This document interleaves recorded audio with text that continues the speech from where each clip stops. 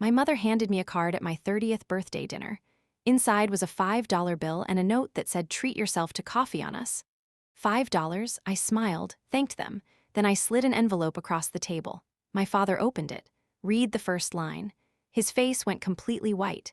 Inside that envelope was 12 years of receipts, every dollar they'd borrowed, every broken promise, and a number at the bottom that made my mother's wine glass slip from her hand. $47,832. My name is Nina Reyes, I'm 30, and for 12 years my parents treated me like a bank they never planned to pay back. It started small. Dad's car needed tires, $300, he'd pay me back next week. Next week never came. Mom's credit card declined at the grocery store, $200. She'd Venmo me tomorrow. Tomorrow turned into never. My sister Vanessa needed headshots for modeling, $800. I'll pay you back when I book my first gig. She never booked a gig. I said yes every time because that's what family does. You help, you don't keep score, except I was the only one not keeping score. By 24, I'd loaned them over $15,000. I kept a spreadsheet, not because I wanted to, because my accounting brain couldn't stop tracking. Date, amount, reason, promised repayment, actual repayment. That last column stayed empty. When I was 24, my dad promised he'd pay me back in 30 days. On day 31, he bought a new TV, 65-inch, top of the line. I saw it when I came over for dinner. He was showing it off to neighbors. I didn't say anything, just went home and added it to the list. By 25, I'd loaned them $18,000. By 26, 24. The numbers kept climbing and my bank account kept shrinking, but they always had new things, new furniture, new clothes. Expensive dinners out, just never money to pay me back. Vanessa made it worse. She'd laugh when I'd mention the loans. Why would mom and dad pay you back? You're good with money, they need it more than you do. Like my money was communal property, like I existed to fund their lives. Then came my 28th birthday. I just got promoted, senior analyst, significant raise. I invited them to dinner to celebrate. They showed up late. Vanessa didn't come at all. I told them about the promotion. My mother smiled.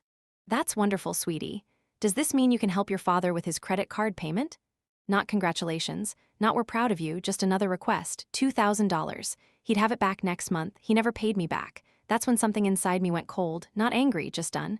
I started keeping better records, screenshots, voice memos, copies of checks. Every promise they made, every lie they told, the total kept growing. 30,000, 35. 40, then came this year, my 30th birthday. I spent 2 weeks compiling everything, every transaction, every broken promise, professional, unemotional, just facts. $47,832. I printed it, put it in an envelope, wrote what you owe me on the front, then I invited them to dinner. They showed up 15 minutes late. Mom wore $200 earrings. Dad had a new watch. Money's tight though, always tight. We ordered. Mom got the most expensive thing on the menu. She always did when someone else paid. The waiter brought cake, one candle, they sang quietly. Then Mom handed me the card, Hallmark, generic $5 bill inside. We wanted to get you something nice, but money's been tight. I looked at her earrings, at Dad's watch. Thank you, I said, then I put the envelope on the table. I have something for you too. Dad picked it up, opened it, started reading. His hands started shaking. Mom grabbed it. Scan the first page. Her eyes went wide. Nina, what is this? Every loan you've asked for in 12 years, every promise to pay me back, every missed deadline. The waiter saw the tension, backed away. Dad looked up. You've been tracking this? I'm an accountant, it's what I do. This isn't accurate, Dad said quickly, too quickly. Show me which part is wrong. He couldn't because it wasn't. Mom's voice rose. These were small amounts, help when we needed it. Small amounts add up to $50,000. The number hung there. Dad's face went red. We always planned to pay you back. Then why didn't you? Silence. We didn't think you were keeping track, Dad finally said. You didn't think I'd notice $50,000? Mom's face twisted. You didn't need it, you make good money, you're doing fine. So because I'm doing fine, I should fund your lives? We raised you, fed you, clothed you. This is you paying us back. There it was, the truth. They believed I owed them, that raising me was an investment they were cashing in. You raised me because that was your legal obligation, not a favor. Nina, don't be ridiculous. And if we're talking about payback, I've covered my childhood 5 times over. Dad tried softer. Honey, we didn't mean to take advantage. Times have been hard, family helps family. Family also respects family. You've treated me like an ATM for 12 years. That's not fair. $47,000 isn't fair. Mom broke first. Fine, we'll set up a payment plan. I don't want a payment plan. Then what do you want? I want you to stop asking. Dad frowned. Stop asking for what? For money, for loans, for help with bills you should cover yourselves. I want you to stop treating me like a resource. Mom's voice had an edge now. So you're cutting us off? I'm setting a boundary. That's the same thing. Then yes, I'm cutting you off. Mom's face crumpled. You do this to your own parents? You asked me for money after handing me $5 on my birthday. She looked at the card, the $5 bill. Dad leaned forward. Nina, be reasonable. We made mistakes. We'll do better. You've had 12 years to do better. Don't make this a thing. It's already a thing, Dad. I'm just finally naming it. I stood up. I'm paying for dinner. Then I'm leaving, and from now on, figure it out yourselves. Nina, sit down. Mom's voice was sharp. The tone from childhood when I misbehaved. I looked at her. I'm 30 years old. You don't get to tell me what to do anymore. I walked out, paid the bill, didn't look back. My phone started buzzing before I got home, texts flooding in. You embarrassed us. How could you do this? You owe us respect. I turned it off. The next morning, Vanessa left a voicemail.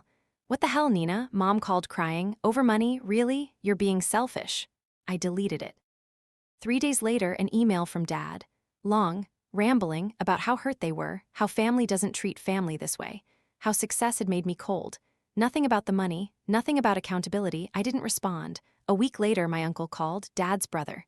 Your dad told me what happened. I get it. They've been asking me for money for years. I stopped helping a long time ago. Good for you. That was the only honest conversation. 2 weeks later, a letter arrived. My mother's handwriting. We realize we may have relied on you more than we should have. We're sorry if we made you feel taken advantage of. Sorry if? No mention of repayment, no real acknowledgement, no plan to change. I put it in a drawer. What they didn't understand is this was never about the money, it was about respect. About being seen as a person, not a bank. A month later, I went to Italy, 2 weeks. Solo, good food, good wine, good art. I didn't feel guilty once. I posted one photo, just me, smiling. Caption 30 and thriving. Vanessa commented, must be nice. I didn't respond. My parents didn't comment at all. 6 months later, I'm still holding the boundary. They've asked twice for money. Car repairs, a medical bill. I said no both times. They come to family events less now. When they do, conversations are strained, surface level. I don't chase them. I don't try to fix it. Some people think I'm cruel, that I should forgive. That family is family. But family is supposed to see your worth without a price tag. Family is supposed to celebrate your success, not figure out how to profit from it. My parents failed that test for 12 years, and I'm done taking it for them. I'm Nina Reyes. My parents handed me $5 after borrowing $50,000.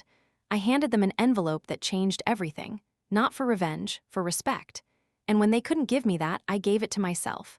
They thought I'd always say yes, always be there. Always bail them out. They were wrong. They taught me how to give. I taught myself when to stop. And that's a lesson worth every penny.